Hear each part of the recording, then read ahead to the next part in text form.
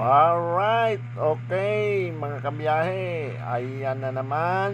What? Isang mukbangan na naman ng mangyayari. Meron tayo dyan na isang gulay na papaya at saka yung adobo.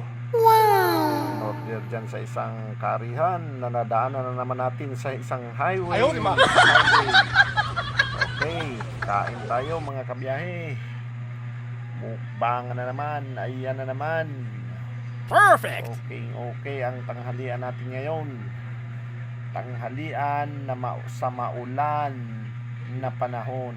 Mga kabiyahe, lagi po tayong mag-iingat at paalala lang po ng simpleng biyahero na tayong mga nagmamaniho, ang mga driver ay lagi po tayong mag-iingat sa ating pagmamaniho. Dahil po sa madalas na naman ang pag-uulan, tag-ulan na po ngayon.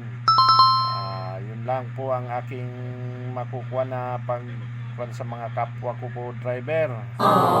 Lagi po tayong mag-iingat, triple ingat po dahil ang aksidente po ay sa isang iglap lang, basta na lang po nakuhan kung talaga ma-aksidente ka.